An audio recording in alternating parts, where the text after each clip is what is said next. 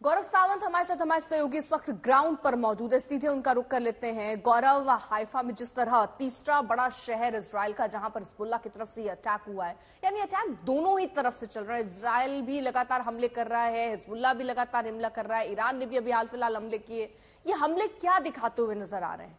इस पूरे क्षेत्र में तनाव बहुत ज्यादा बढ़ रहा है। इसराइल की बात करें तो इसराइल इस समय 7 मोर्चों पर युद्ध लड़ रहा है, और जब आप और मैं इस समय बात कर रहे हैं तो इसराइल की सेना हमास के खिलाफ गाजा पट्टी में बहुत ही एक सुनियोजित तरीके से ऑपरेशन को अंजाम दे रही है। और उत्तरी इसराइल, जहां इस समय मैं हूं, हाइफा में, यहां से कुछ ही दूर जो इसराइल का लेबनान के साथ बॉर्डर है, उसके पास जो यहाँ की 91st डिवीजन है इसराइल की सेना की, उसने अभी लिमिटेड ऑपरेशन शुरू किए हैं। यानी ग्राउंड फोर्सेस को कमिट किया है इस समय इसराइल ने, ताकि जितने भी हिजबुल्लाह के ठिकाने हैं, बीती रात बेरूत पर भारी बमबारी की गई, सिंपैथेटिक डेटोनेशन कई जगह पर हुआ जहां पर उनके हथियारों के गोदाम थे। तो पहला विस्फोट जो वहां हुआ, उसमें इजराइल की वायुसेना ने जिस मिसाइल से हमला किया था, उस हमले के बाद जितने वहां विस्फोटक रखे थे वो सब फट पड़े। इसी के समय जबरदस्त काउंटर बम्बार्डमेंट किया या अटैक किया उस समय हिजबुल्लाह ने। पहली बार है हाइफा में जब रॉकेट्स यहां पर कई इलाकों में गिरे हैं, 10 लोग यहां घायल हो गए हैं। आधी रात हम लोगों ने बॉम्ब शेल्टर में बिताई, क्योंकि एयर रेड सायरन बजता था, लोग जल्दी से बॉम्ब शेल्टर में जाते थे। वहां से निकलने के लिए कम से कम आधे घंटे की अनुमति नहीं होती थी।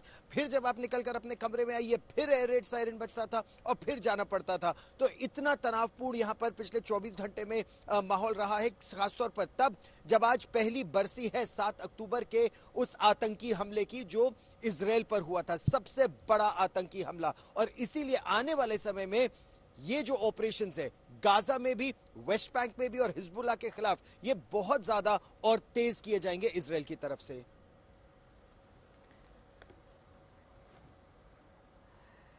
इस बीच गौरव, आपसे ये भी जानना चाहेंगे, हाइफा में जहां पर आपकी मौजूदगी है, वहां कल शाम काफी ज्यादा हमले देखने को मिले और आप बता रहे हैं कि बॉम्ब प्रूफ बंकर्स में आपको जाना पड़ा।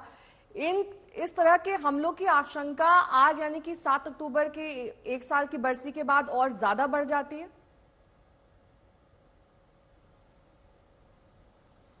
आपने बिल्कुल सही कहा, 1 साल बाद और हमलों की आशंका यहां पर है, खासतौर पर तब जब जितने भी यहां पर फैक्शंस, अगर युद्ध की आप बात करें तो दक्षिण में हमास, उत्तर में हिजबुल्लाह, यमन में हूथी विद्रोही, शिया जो रिबेल्स है, चाहे वो इराक की बात करें या सीरिया की बात करें, वो सभी एक साथ इजराइल को टारगेट करने की कोशिश कर रहे हैं।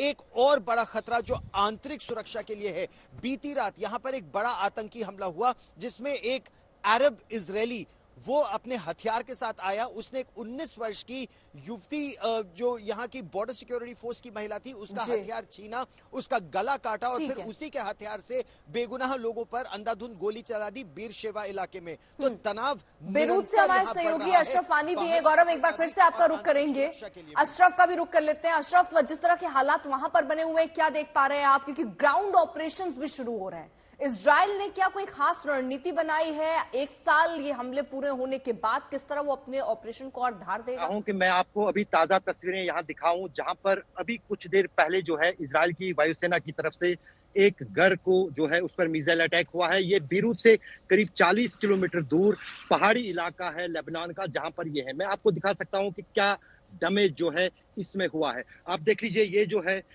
कितने सारे वाहन जो है अभी कुछ घंटे पहले जो है इस एयर स्ट्राइक में यहाँ जो इजरायली वायुसेना की तरफ से हमला हुआ है, कितने घर जो हैं बर्बाद हो गए हैं उस एयर स्ट्राइक में। ये यहाँ पर 2 घर हैं, बिल्कुल पहाड़ के बीचों बीच है, जहां पर ये इजराइल की जो स्ट्राइक है उसमें जो है आप देख सकते हैं कितना क्षति पहुंची है। और अब क्योंकि यहाँ पर लोगों का कहना है कि वो यहाँ पर मौजूद नहीं थे, सिर्फ गाड़ियां यहाँ खड़ी थी, उसके बाद किस तरह से तबाही मची है। अब इस मलबे को यहाँ पर किसी हद तक हटाया जा रहा है, और ये जो लोग हैं जिनकी गाड़ियां यहाँ पर खड़ी थी, वो इन गाड़ियों को यहाँ से निकालने की कोशिश कर रहे हैं, लेकिन उनमें से कोई चलने के काबिल नहीं है।